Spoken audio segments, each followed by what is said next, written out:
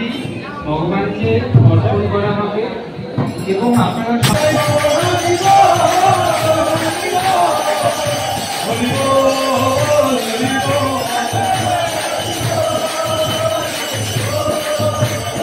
Hare Krishna Hare Krishna Krishna Krishna Krishna Krishna Hare Hare Hare Hare Hare Ram Hare Ram Ram Ram Hare Hare Hare Hare. Hello friends, welcome back to my channel, welcome to a new blog. আজকে আমরা চলে এসেছি কলকাতার মিন্টো পার্কের কাছে ইসকনের মন্দিরে। এই ইসকন মন্দিরটি হচ্ছে ভারতবর্ষের প্রথম ইসকনের মন্দির। এই মন্দিরটিকে রাধা গোবিন্দ মন্দিরও বলা হয়।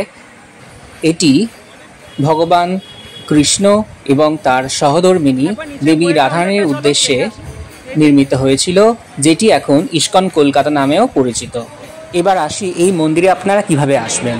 হাওড়া বা শিয়ালদা থেকে যে কোনো বাসে মিন্টো পার্কে নামবেন এবং সেখান থেকে হাঁটা পথের দূরত্ব, এবং যারা মেট্রো করে আসবেন তারা রবীন্দ্র সদন মেট্রোতে নেবে হাঁটা পথে এই মন্দিরে সহজেই প্রবেশ করতে পারবেন।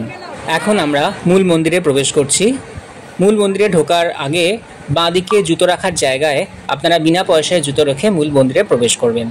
এখন আমরা মন্দিরের ভিতরের পরিবেশটা উপলব্ধি করি।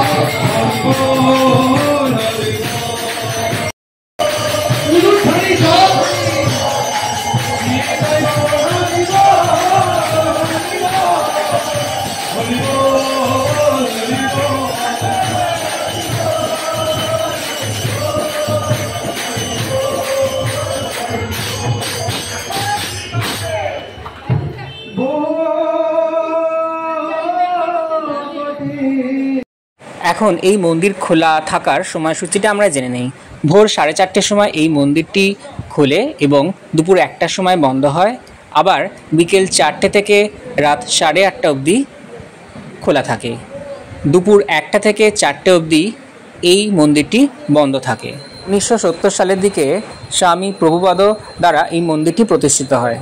প্রত্যহ এখানে ভোর 4:30 মঙ্গল আরতি, 5টায় তুলসী আরতি, সকাল 7:30টায় দর্শন আরতি ও গুরু পূজা এবং সকাল 8:30 থেকে শ্রীমদ্ ভগবত গীতা ক্লাস শুরু হয়। দুপুর 12টায় রাজভোগ আরতি হয়ে দুপুর 1টা থেকে 4টে মন্দির বন্ধ থাকে। বিকেল 4টে ধূপ আরতি, সন্ধ্যা 6টায় সন্ধ্যা তুলসী আরতি, 6টা 15 গৌর আরতি ও রাত 8টা 15 শয়ন আরতি হয়ে মন্দির 8:30টার সময় বন্ধ হয়ে যায়। সামগ্রী ভগবানকে অর্পণ করা হবে এবং আপনারা সবাই এর মধ্যে অংশগ্রহণ করতে পারেন কীর্তনের মাধ্যমে। পূজারীরা এখানে অর্পণ করবে আর আপনারা কীর্তন করে এই উৎসবকে আরো আনন্দ সহকারে উপভোগ করবেন। সবাই তৈরি? সবাই বলুন হরে কৃষ্ণ হরে কৃষ্ণ কৃষ্ণ হরে কৃষ্ণ কৃষ্ণ কৃষ্ণ কৃষ্ণ কৃষ্ণ হরে হরে হরে হরে হরে রাম হরে রাম হরে রাম হরে রাম রাম রাম রাম রাম হরে হরে হরে হরে।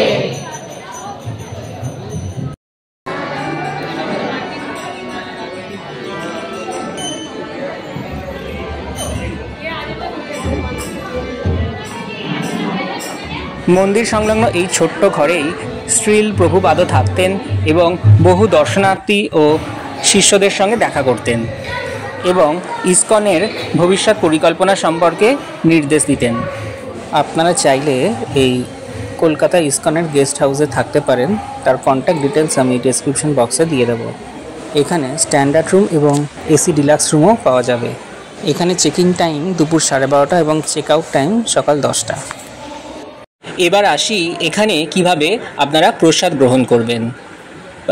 3 বেলা প্রসাদ দেওয়া হয়, সকালে 8টা থেকে 9টা, দুপুর 1টা থেকে 2টো এবং সন্ধেবেলা রাত 7টা থেকে 8টা।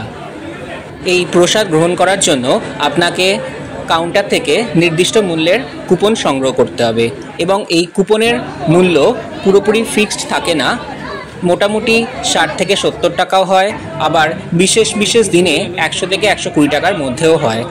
আমরা এখন প্রসাদ গ্রহণ করেছি, আবার কিছু বিশেষ দিনে বিনামূল্যেও প্রসাদ বিতরণ করা হয়, সেই প্রসাদও আপনারা গ্রহণ করতে পারেন। মন্দিরে ঢোকার সম্মুখভাগেই প্রভুপাদের স্ট্যাচুর পাশেই একটি রেস্টুরেন্ট আছে, যেখানে আপনারা বিভিন্ন নিরামিষ পদ পেয়ে যাবেন। এছাড়াও মন্দিরে ঢোকার সামনেই ম্যাচলেস গিফট নামক একটি দোকান আছে, সেখানে আপনারা গীতা এবং বিভিন্ন ধর্মীয় গ্রন্থ, প্রভুপাদের লেখা বিভিন্ন বই এবং বিভিন্ন মোটিভেশনাল বই আপনারা পেয়ে যাবেন এবং পুজোর সামগ্রী যেমন ধূপ ধুনাও পাবেন। এছাড়াও সুতির গেঞ্জি, ব্যাগ ইত্যাদি জিনিস পাবেন এবং ঠাকুরের মূর্তি ও পট পেয়ে যাবেন।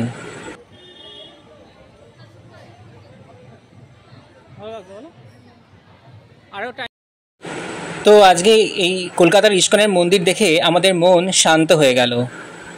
মনে একরাশ পরিতৃপ্তি এবং ভালো লাগা নিয়ে আমরা বাড়ির উদ্দেশ্যে রওনা দিলাম। যদি আমাদের ভিডিওটিকে আপনার ভালো লেগে থাকে তাহলে অবশ্যই একটা লাইক করে দেবেন এবং যারা সাবস্ক্রাইব করেনি সাবস্ক্রাইব করে দেবেন।